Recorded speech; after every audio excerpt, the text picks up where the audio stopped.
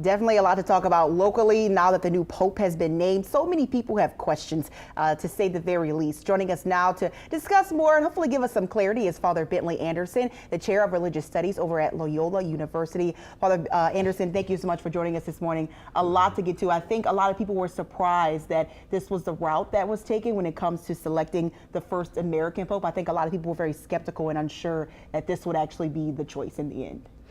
Right. Just like Pope Francis, who was a Jesuit, we never thought that a U.S. prelate would ever become the pontiff.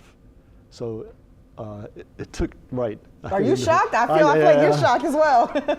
Right. An American Pope? No. Just not in the cards. What do you think was that shift? Because I mean, we know he speaks a number of languages. He did his opening speech in Italian and Spanish. He spent a long time in Peru. Do we think that maybe helped add it to his worldview on things? Right. So he's a member of the Augustinian order. So he's an ordered priest, not a diocesan priest, that oversees, extensive overseas life. He's a polyglot, so his knowledge of languages always a plus for anyone who's going to assume the shoes of Peter.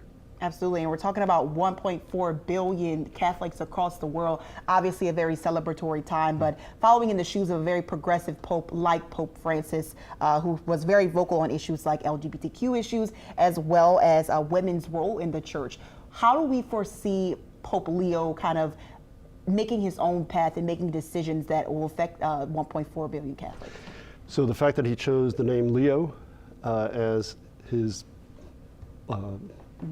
Pope name signals that he is following in the footsteps of Leo XIII, who was a progressive Pope, wrote the encyclical, the letter Rerum Novarum, which dealt with the rights of workers and the dignity of labor. And so we most probably will see a continuation of that progressive view of the role of the church, of embracing those on the margins, the care for the environment, concern for the poor.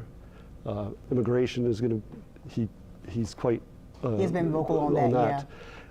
Doctrinally, he'll be a more mainstream conservative type. We're not going to see any major shifts there, but those social issues, I wouldn't be surprised if he didn't ruffle a few more feathers while he is in office. I think that's something a lot of people will for sure be watching, including the handling of the sex abuse cases. We've covered it extensively here with the Catholic Church at Channel 4. We do have a little bit of knowledge that he was accused of maybe sweeping some of these allegations in Peru when he was there under the rug. Do we foresee that will have any impact of how he will maybe approach this moving forward, or if he will address it at all?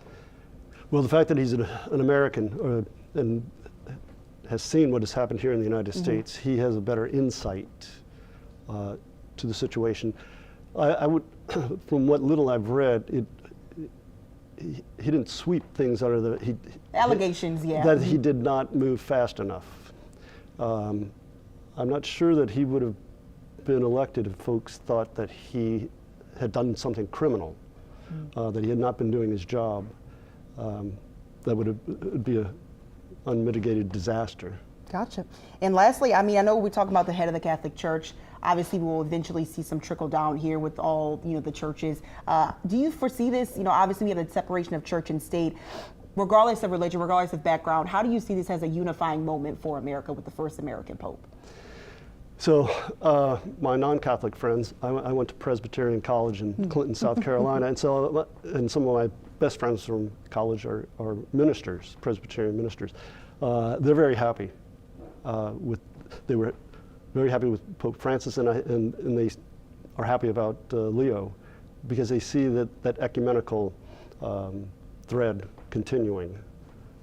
Absolutely. Well, Father Anderson, thank you so much for joining us. I know we crammed a lot in a little bit of time, so I appreciate you for bearing with us, walking us through it all. Of course, this is the story that we will continue to follow here on WWL Louisiana, but for now, let's send it back over to Brandon for a look at some other stories we're following.